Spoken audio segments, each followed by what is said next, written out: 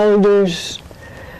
I was walking down the street yesterday, came out of my building, and as I was coming out the door, I saw an elder, female, and a tall, stately woman. And by the hand, she had a little child who maybe was 9 or 10, maybe her grandchild or granddaughter, great-granddaughter.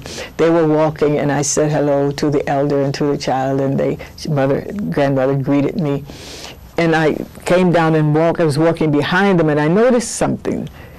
The elder had the child's hand, and they were walking.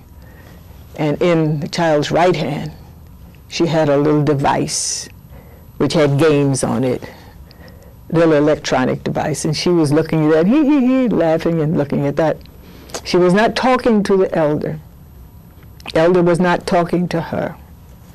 And so, in my understanding, that was a wasted time.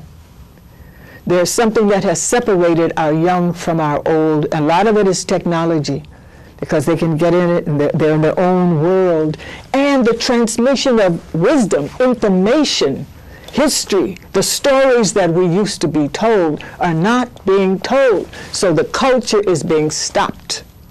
It's being stopped by electronic devices, by media. And it's right there in our house. Amoral stuff right there in our house. Recently there was some kind of a show, parents-sponsored show, where these little girls who were 8, 9, younger, dancing in skimpy clothing and doing moves that would put Beyonce to shame. You understand? And you say, who dressed them like that? Why are these children doing these kinds of moves in this way? Now, if you come from a culture in Africa where you go through rites of passage, and every time you go through a rite of passage, you are taught certain things and why you do those, why certain movements are done. But this was not that. It was something that was alien to our background, to our cultural background. But so much is happening. I wanted to speak a little bit about a poem that I wrote way back, way back, starting in the end of the 60s, early 70s. It was called But It Comes Out Mad. And I'm referencing my introduction.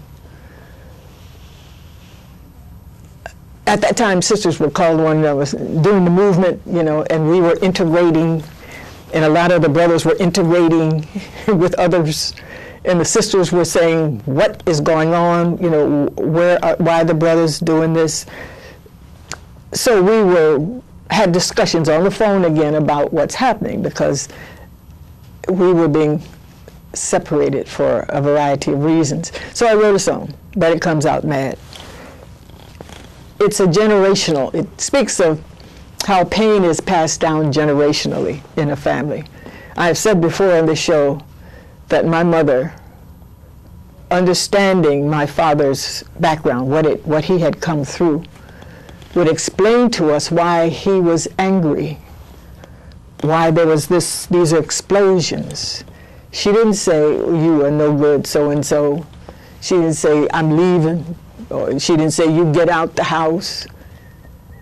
She understood, and she took it and told us, gave us an understanding of where that came from.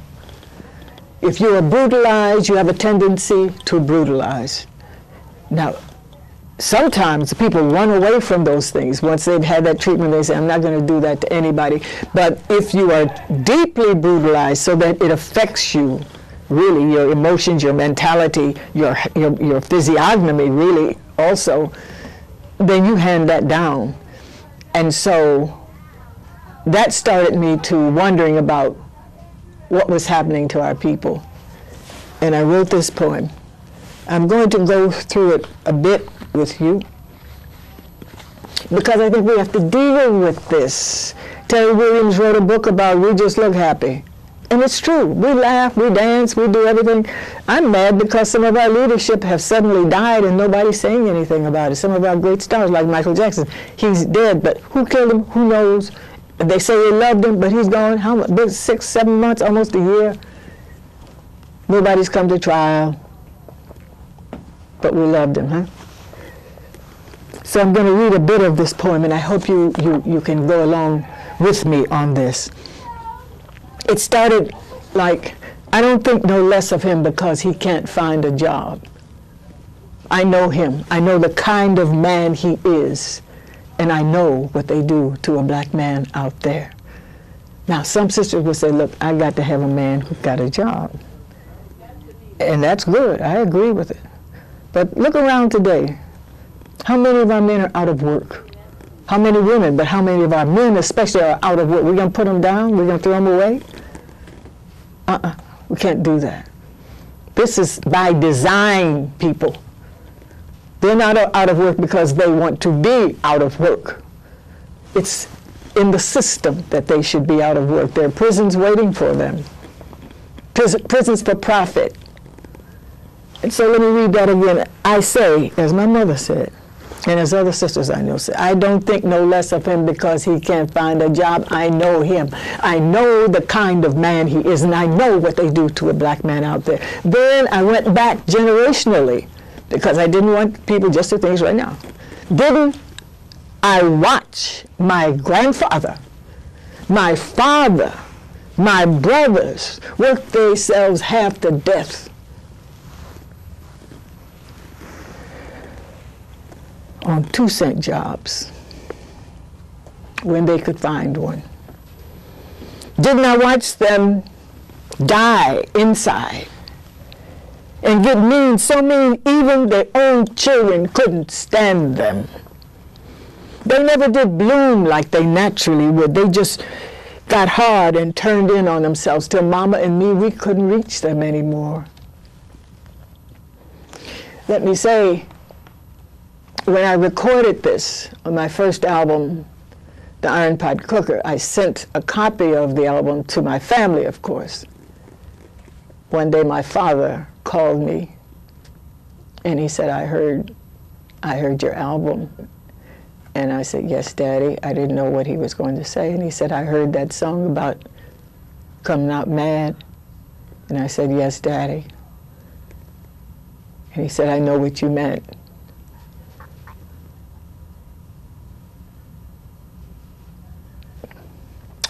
He was a good man.